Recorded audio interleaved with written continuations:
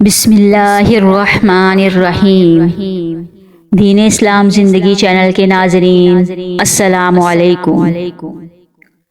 ناظرین، آج کی ویڈیو میں ہم آپ کو بتائیں گے کہ اصحاب الاخدود کون تھے، خدائی کا دعویٰ کرنے والا بادشاہ کون تھا، جادوگر لڑکا کون تھا، اور وہ راہب کون تھا جس نے جادوگر لڑکے کو دین کی تبلیغ کی۔ جب بادشاہ جادوگر لڑکے کو مارنے کے ہر طریقے میں ناکام ہو گیا تو وہ کون سا ایسا طریقہ تھا جس کے ذریعے جادوگر لڑکے کو شہید کیا گیا؟ ناظرین، اصحاب الاخدود کے بارے میں مفسرین کا اختلاف ہے کہ یہ کون لوگ تھے اور ان کا کیا واقعہ تھا۔ اس بارے میں حضرت صہیب رضی اللہ عنہ سے روایت ہے کہ اگلی امتوں میں ایک بادشاہ تھا جو خدائی کا دعویٰ کرتا تھا اور ایک جادوگر اس کے دربار کا بہت ہی مقرب تھا۔ ایک دن جادوگر نے بادشاہ سے کہا کہ میں اب بوڑھا ہو چکا ہوں، لہٰذا تم ایک لڑکے کو میرے پاس بھیج دو تاکہ میں اس کو اپنا جادو سکھا دوں۔ چنانچہ بادشاہ نے ایک ہوشیار لڑکے کو جادوگر کے پاس بھیج دیا۔ لڑکا روزانہ جادوگر کے پاس آنے جانے لگا، لیکن راستے میں ایک ایماندار راہب رہتا تھا۔ لڑکا ایک دن اس راہب کے پاس بیٹھا تو اس کی باتیں لڑکے کو بہت پسند آ گئیں۔ چنانچہ لڑکا جادوگر کے پاس آنے جانے میں روزانہ راہب کے پاس بیٹھنے لگا۔ ایک دن لڑکے نے دیکھا کہ ایک شیر انسانوں کا راستہ روکے ہوئے ہے۔ لڑکے نے یہ منظر دیکھ کر اپنے دل میں کہا کہ آج یہ ظاہر ہو جائے گا کہ جادوگر افضل ہے یا راہب۔ چنانچہ لڑکے نے ایک بہت بڑا پتھر اٹھا کر اپنے جادو کے زور سے شیر کو مارا، لیکن شیر پر اس کا کچھ اثر نہ ہوا۔ پھر اس نے ایک چھوٹا سا پتھر اٹھا کر یہ دعا مانگی، یا اللہ عز و جل، اگر تیرے دربار میں یہ مذہب جادوگر سے زیادہ مقبول و محبوب ہے تو اس جانور کو اسی پتھر سے مار دے۔ یہ دعا کر کے لڑکے نے شیر کو اس پتھر سے مارا تو بہت بڑا شیر ایک چھوٹے سے پتھر سے مر گیا اور لوگوں کا راستہ کھل گیا۔ لڑکے نے راہب سے یہ پورا واقعہ بیان کیا تو راہب نے کہا، اے لڑکے، خدائے عز و جل کے دربار میں تیرا مرتبہ بلند ہو گیا ہے، لہٰذا اب تو ان قریب امتحان میں ڈالا جائے گا، اس لیے کسی کو میرا پتہ نہ بتانا اور امتحان کے وقت صبر کرنا۔ اس کے بعد یہ لڑکا اس قدر صاحب کرامت ہو گیا کہ اس کی دعاؤں سے مادرزاد اندھے اور کوڑی شفا پانے لگے۔ رفتہ رفتہ بادشاہ کے دربار میں اس کا چرچا ہونے لگا تو بادشاہ کا ایک بہت ہی مقرب ہم نشین جو اندھا ہو گیا تھا اس لڑکے کے پاس بہت سے ہدیے اور تحائف لے کر حاضر ہوا اور اپنی بصارت کے لیے دعا کا طالب ہوا۔ تو لڑکے نے کہا، اگر تو اللہ تعالیٰ پر ایمان لائے تو میں تیرے لیے دعا کروں گا۔ چنانچہ وہ ایمان لایا اور لڑکے نے اس کے لیے دعا کر دی تو وہ فوراً ہی ٹھیک ہو گیا اور بادشاہ کے دربار میں گیا تو بادشاہ نے پوچھا، تمہاری آنکھوں میں بصارت کیسے آ گئی؟ تو مقرب ہم نشین نے کہا، میرے رب نے مجھے بصارت عطا فرمائی ہے۔ بادشاہ نے غضبناک ہو کر کہا، کیا میرے سوا بھی تمہارا کوئی رب ہے؟ تو اس نے کہا، ہاں، اللہ تعالیٰ میرا اور تیرا دونوں کا رب ہے۔ بادشاہ نے اس کو طرح طرح کی سزائیں دے کر پوچھا کہ کس نے تجھے یہ بتایا ہے؟ تو اس نے لڑکے کا نام بتا دیا۔ پھر بادشاہ نے لڑکے کو قید کر کے اس کو اس قدر مارا پیٹا کہ اس نے راہب کا نام بتا دیا۔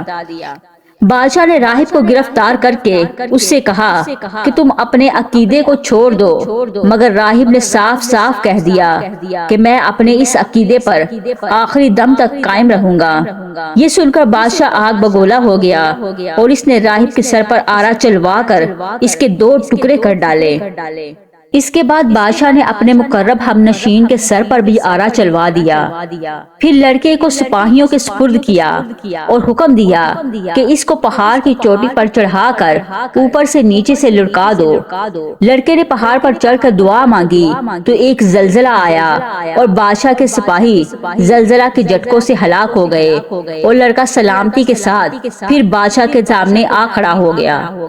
پھر بادشاہ نے غیظ و غضب میں بڑھ کر حکم دیا کہ اس لڑکے کو کشتی پر بٹھا کر سمندر میں لے جاؤ اور سمندر کی گہرائی میں لے جا کر اس کو سمندر میں پھینک دو۔ چنانچہ بادشاہ کے سپاہی اس کو کشتی میں بٹھا کر لے گئے۔ پھر جب لڑکے نے دعا مانگی تو کشتی غرق ہو گئی اور سب سپاہی ہلاک ہو گئے، اور لڑکا صحت و سلامتی کے ساتھ بادشاہ کے سامنے آ کھڑا ہو گیا اور بادشاہ حیران رہ گیا۔ پھر لڑکے نے بادشاہ سے کہا اگر تو مجھ کو شہید کرنا ہی چاہتا ہے تو اس کی صرف ایک ہی صورت ہے کہ تو مجھ کو سولی پر لٹکا کر اور یہ پڑھ کر مجھ پر تیر مار کہ بسم اللہ رب الغلام۔ چنانچہ اسی ترکیب سے بادشاہ نے اس لڑکے کو تیر مار کر شہید کر دیا۔ یہ منظر دیکھ کر ہزاروں کے مجمع نے بلند آواز سے یہ اعلان کرنا شروع کر دیا کہ ہم اس لڑکے کے رب پر ایمان لائے۔ بادشاہ غصے میں بوکھلا گیا اور اس نے گڑھا کھدوا کر اس میں آگ جلوائی۔ جب آگ کے شعلے خوب بلند ہونے لگے تو اس نے ایمانداروں کو پکڑوا کر اس آگ میں ڈالنا شروع کر دیا، یہاں تک کہ 77 مومنین کو اس آگ میں جلا ڈالا۔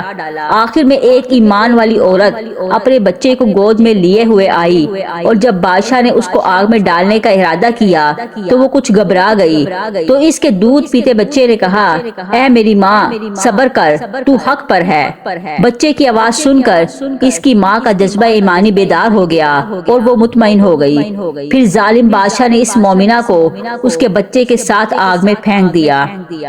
بادشاہ اور اس کے ساتھی خندق کے کنارے مومنین کے آگ میں جلنے کا منظر کرسیوں پر بیٹھ کر دیکھ رہے تھے اور اپنی کامیابی پر خوشی منا رہے تھے اور کہکے لگا رہے تھے کہ ایک دم قہر الہی نے ظالموں کو اپنی گرفت میں لے لیا، اور وہ اس طرح کے خندق کی آگ کے شعلے اس قدر بڑک کر بلند ہوئے کہ بادشاہ اور اس کے ساتھیوں کو آگ نے اپنی لپیٹ میں لے لیا، اور سب کے سب لمحہ بھر میں جل کر راکھ کا ڈھیر ہو گئے، اور باقی تمام دوسرے مومنین کو اللہ تعالیٰ نے کافر اور ظالم کے شر سے بچا لیا۔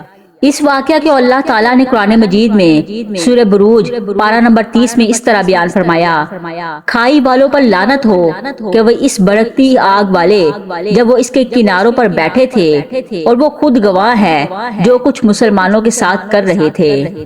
ایمان کامل کی یہی نشانی ہے کہ مومن خدائے عز و جل کی راہ میں پڑنے والی تکلیفوں اور مصیبتوں سے گھبرا کر کبھی بھی اس میں تذبذب نہیں پیدا ہوتا، بلکہ مومن خواہ پھولوں کے ہار کے نیچے ہو یا تلوار کے نیچے، پانی میں غرق کیا جائے یا آگ کے شعلوں میں جلایا جائے، ہر حال میں بہر صورت وہ اپنے ایمان پر استقامت و استقلال کے ساتھ پہاڑ کی طرح قائم رہتا ہے، اور اسی کا خاتمہ ایمان پر ہوتا ہے۔ اگر آپ کو ہماری آج کی ویڈیو اچھی لگے تو ہمارے چینل کو لائک کریں، سبسکرائب کریں اور زیادہ سے زیادہ شیئر کریں۔ اللہ حافظ۔